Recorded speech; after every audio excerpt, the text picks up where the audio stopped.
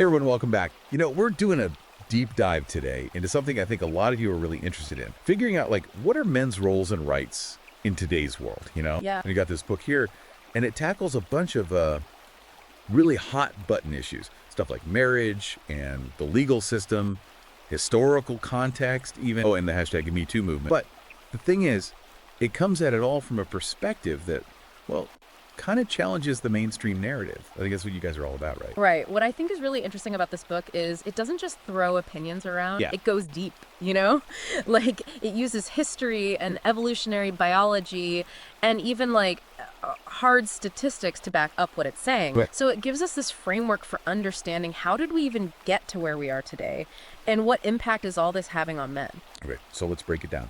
Right from the start, the book, it kind of challenges this whole idea that patriarchy is some evil plan that men came up with to, oppress women. Right. Instead, it's arguing that it came about from, evolutionary pressures and basic survival needs. More about biology than some big conspiracy. Exactly. It really dives into this concept called sexual selection. It was actually introduced by Charles Darwin. Oh, wow. Yeah.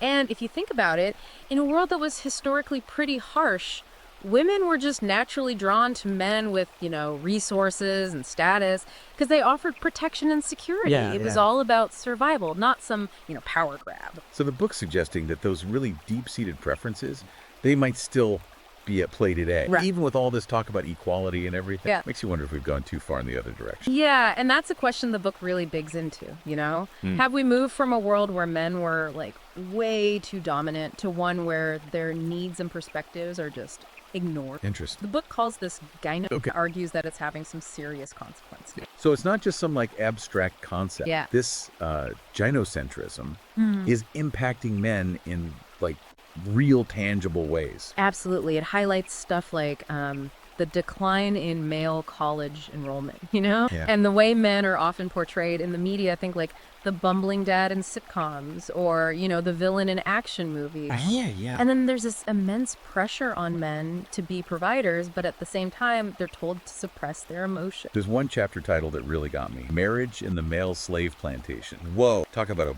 bold statement. I know, right? Definitely grabs your attention. Yeah. And this chapter is really insightful because it challenges this idea of modern marriage being this, idyllic partnership. Now, while it definitely can be good for women, the book argues that it can often leave men feeling trapped, like they're just stuck on this treadmill of providing without anyone even considering their own well-being. And it's not just making claims. This book backs it up with some pretty shocking statistics, actually. Oh, yeah. It dives into the higher suicide rates among married men compared to, single guys. Wow. And it also highlights the financial devastation men often face in divorce, including losing what's called the marriage premium, those economic benefits that come with being married. Right. And this leads into another topic the book covers that I think is super relevant to many of you guys out there. Paternity fraud. Yeah, this is a silent epidemic, and it has devastating consequences. Imagine you pour years of your life into raising a kid, only to find out they're not even biologically yours. The emotional and financial toll, immense.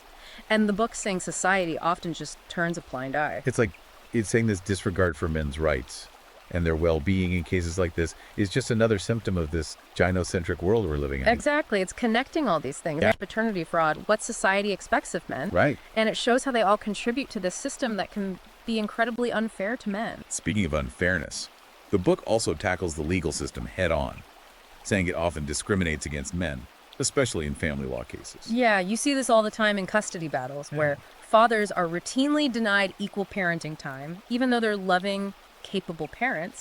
The book also discusses those heavy child support payments, which can just cripple men financially. And this ties back to that societal cost we talked about earlier, right? Children growing up without their fathers, men driven to financial ruin.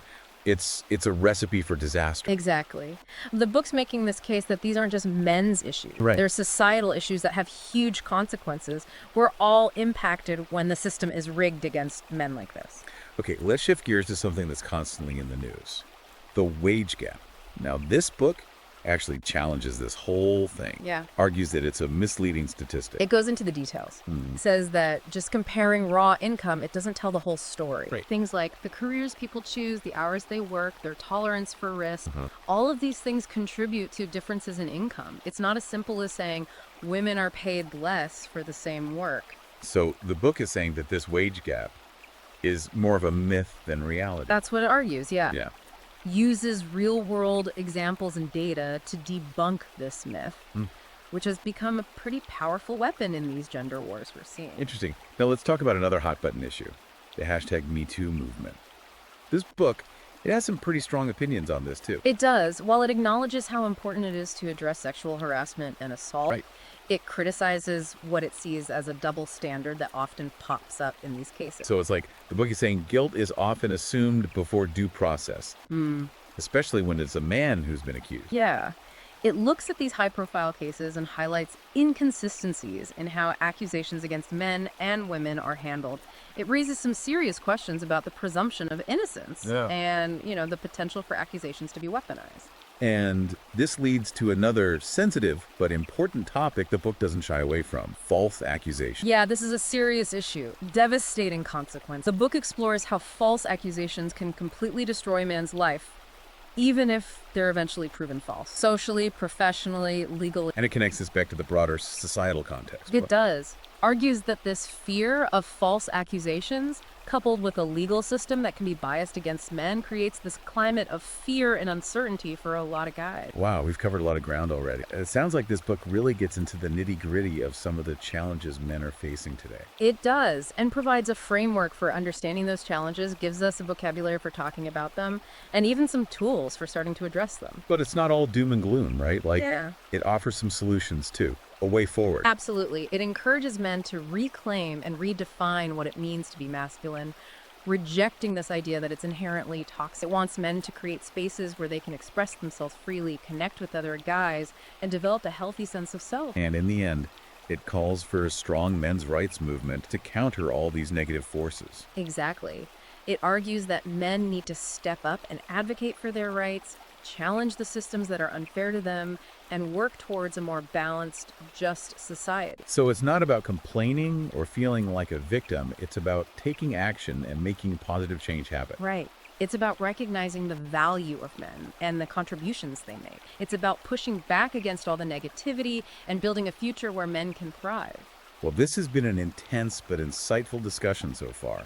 And honestly, we've barely scratched the surface of everything this book covers. Yeah, it's a dense, thought-provoking book, that's for sure. But it's also packed with really valuable information that can help men understand the forces at play in our society and how to navigate them. So where do we go from here? Like, what should our listeners do with all this information? I think the first step is dive deeper into the source material, this book we've been talking about. Right. And you guys can find this book and continue your own deep dive on Amazon Kindle and Google Play Books. We'll put the links in the show notes for you. This book is a powerful tool for understanding the challenges men face in today's world. It's a call to action. It reminds us that we all have a role to play in creating a better future. It's about challenging the status quo, fighting for a world where everyone, men included, have the opportunity to thrive. Exactly. It's about recognizing that men's issues are everyone's issues, and that creating a more just and equitable society benefits us all. Well said. We'll be back in part 2 to explore even more of the insights from this book, so stay tuned. One of the things that really jumped out at me from this book is how it connects the challenges men face today to this idea of the feminization of society. Oh, that's interesting. Can you kind of unpack that a bit? I know it's something we hear a lot, but I'm not sure everyone fully grasps what it really means. Right. It's not just about how many women are in leadership roles or the fact that more women are graduating college than men. It's about a much deeper change in values and expectations. The book argues that a lot of traditionally male spaces, from the workplace and sports to, social clubs and even the family structure, have become more and more influenced by what it sees as this feminine perspective. So it's not just about numbers. It's like a fundamental shift in how we view the world and the roles of men and women within it. Exactly. And it argues that this shift, while it's often presented as progress, has actually led to a situation where a lot of traditional masculine traits like strength, stoicism, competitiveness are often devalued or even demonized. So it's like instead of seeing those qualities as valuable assets, they're now being labeled as toxic or problematic. Yeah. And the book's saying this devaluation of masculinity is actually hurting men. It's leading to this kind of crisis of identity where guys are unsure of their place in the world and how to even express themselves authentically. Yeah, that makes sense. Yeah. If you're constantly told that the things that were traditionally seen as manly are bad or wrong, it's no wonder so many men are feeling lost and confused. Right, and it argues that this confusion and frustration can manifest in unhealthy ways, like self-destructive behaviors or, lashing out at others. It's like they're told to be one way, but then punished for actually being that way. So how does the book suggest men navigate this new world where traditional masculinity is often seen as a liability? Well, one thing it advocates for is embracing what it calls red pill thinking. Ah, yes. The red pill. Yeah. I know that's a term that gets a lot of attention, Yeah. but it can also be misunderstood. Can you explain what the book actually means by that? Sure, red pill thinking, as the book presents it, is essentially about seeing the world as it is not how we wish it would be. It's about understanding those often unspoken rules and power dynamics that shape how we interact, especially between men and women. So it's not about rejecting equality or blaming women? Not at all. It's about having a clear-eyed view of reality so that men can make informed decisions and create fulfilling lives in a world that, doesn't always play by the rules they were taught. Okay, yeah. I can see how that could be empowering. Exactly. And the book uses this red pill lens to analyze lots of aspects of modern life, including dating and relationships.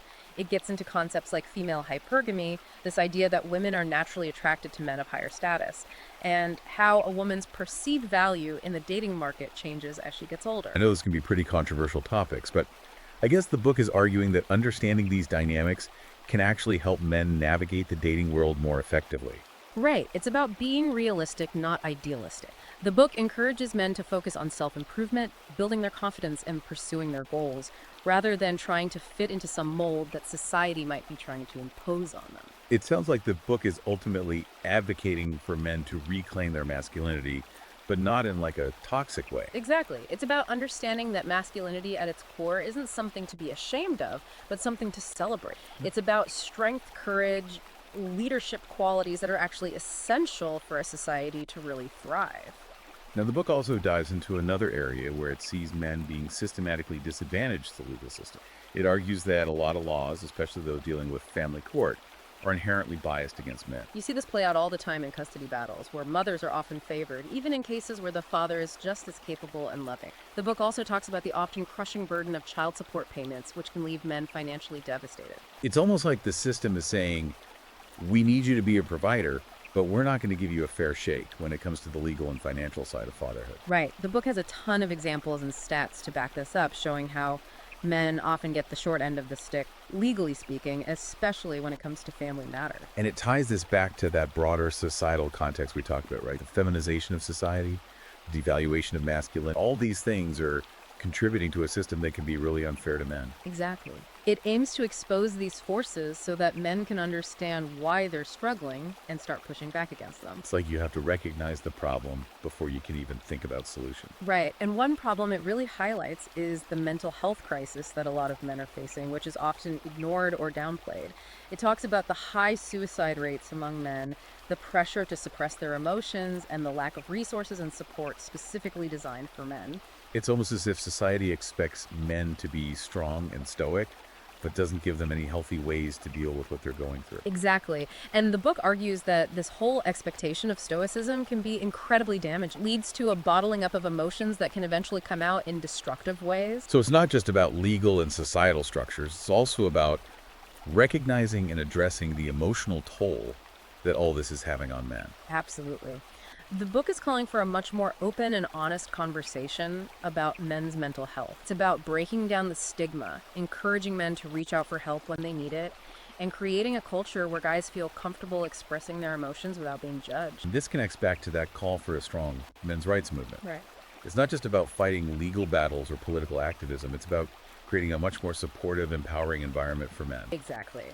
The book argues that men need to advocate for their rights, challenge the forces that are working against them, and work towards a world where they can truly thrive. It's about reclaiming their place in society, not as dominators, but as equals, partners, and contributors. And that starts with understanding the problem, seeing the world clearly, and then taking action. I have to say, this book has really opened my eyes to some of the challenges men are facing in ways I hadn't really considered before. It's a thought-provoking read, for sure. It doesn't shy away from tough or uncomfortable topics, But I think that's what makes it so important. It's starting a conversation that we need to have.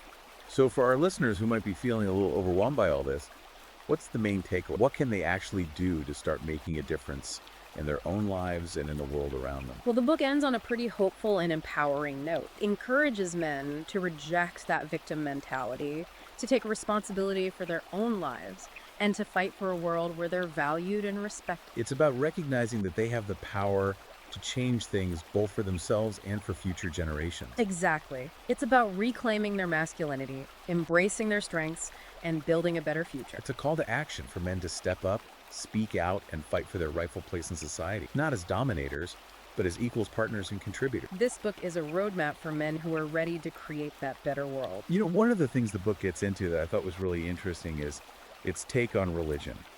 It argues that while religion can provide comfort and guidance, it's also played a role in reinforcing some of those gynocentric values we've been talking about. Yeah, that was a fascinating chapter. The book looks at how religious texts and teachings have often been interpreted in ways that undermine men's spiritual authority and promote female dominance. It even calls it the religious war against men.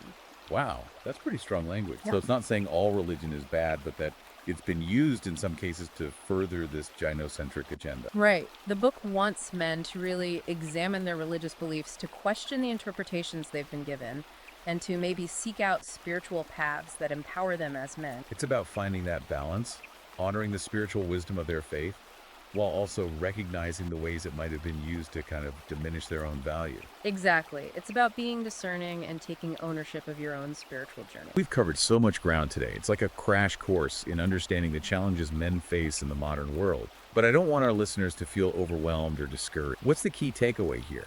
How can guys actually start to put these ideas into practice? Well, the first step is education. And this book is a great place to start, but it's just the beginning. There are so many resources out there, websites, forums, podcasts, YouTube channels, all dedicated to exploring these issues and offering support. It's about finding your tribe, connecting with other men who get it, who understand these challenges, and can offer guidance and support. And it's about taking action in your own life. Start by challenging those negative narratives you encounter, whether it's in the media, at work, or even within your own family. Speak up, stand up for yourself, and don't be afraid to be a voice for change. You're not alone in this. There are millions of men out there facing similar struggles, searching for answers and ready to create a better world. And remember, this isn't about hating women or rejecting equality. It's about building a world where everyone can thrive, where everyone's value is recognized, where everyone has the opportunity to reach their full potential. Exactly. Because when men thrive, we all thrive. All right, so welcome back to our deep dive into this, really insightful book. It's all about men's roles and rights in the world today, and we've covered a ton already. From like the historical roots of patriarchy to those challenges of gynocentrism and even those legal biases that men often face. Yeah, it's been quite a journey, hasn't it? It has. We've really seen how all these issues, even though they might seem separate, are actually all connected. They contribute to a system that can, often feel stacked against men, really. Absolutely. And one of those really thought-provoking ideas we talked about last time was that whole feminization of society thing. It really got me thinking about how traditional masculine values they're kind of portrayed as negative or outdated these days. Yeah. As we've been discussing, all the book's arguments, one thing that keeps popping into my head is this concept of male disposability. It's a pretty chilling idea, but it's hard to ignore when you look at the Male disposability. Can you explain that a little bit? I'm not sure I'm totally familiar with the term. So the book argues that while society expects men to be the protectors, the providers, Right. it often just throws them away when they're not seen as useful anymore. Wow. Think about the high rates of homelessness among men, Right. or the disproportionate number of men who die in workplace accidents. Yeah. And then there's the fact that men are way more likely to die by suicide. And don't forget about the selective service, the draft. It's only men who have to register, essentially putting their lives on the line if there's ever a war. Right. It does make you wonder, does society really value men's lives as much as it values women's? That's a point the book makes pretty strongly, actually. It connects that whole disposability thing back to the historical roles men have always played, right? Like hunters, warriors, protectors. Yeah. Those were roles that often meant putting yourself in danger for the sake of the tribe or society as a whole. But now those traditional roles are seen as problematic or even toxic. Right. So it's all those sacrifices that men have made throughout history they're not really appreciated anymore. They're not even recognized. Exactly. And the book challenges us to think about how we can, honor and value men's contributions in a way that recognizes their unique strengths and the sacrifices they often still make, even in today's world. It's about, like, seeing men as human beings, Yeah. with their own needs and desires and vulnerability, Right. not just like disposable cogs in the machine. Exactly. Yeah. It's about recognizing that men's well-being is just as important as women's well-being, and that a healthy society really needs both to thrive. I have to say, this book has really, like, opened my eyes to some of the struggles that men are dealing with in a way that I just hadn't really thought about before. It is. It's a really thought-provoking read. And it doesn't, shy away from those tough, uncomfortable conversations, but I think that's what makes it so valuable, starting a conversation that we need to have. For those listening who might be feeling a little overwhelmed with all this, what's the main thing they should take away from this? Yeah. What can they do to start making a difference, in their own lives and in the world? Well, the book ends on a note of hope and empowerment. It really wants men to reject that victim mentality, to take responsibility for their own lives and to fight for a world where they are valued and respected. So it's about realizing that they have the power to change things, both for themselves and for future generations. Exactly. It's about, reclaiming their masculinity, embracing their strengths, and building a better future. It's a call to action for men to step up, to speak out, and to fight for their rightful place in society. Not as, like, dominators, but as equals, partners and contributors. This book is like a roadmap for men who are ready to create that better world. And for anyone listening who wants to learn more about all this, I highly, highly recommend checking out this book. You guys can find it on Amazon Kindle and Google Play Books. Yeah, it's a must read for any man who wants to understand the challenges he's facing and really empower himself to create a better future. So that wraps up our deep dive for today. Thanks for joining us on this journey. Keep questioning, keep learning, and keep fighting the good fight,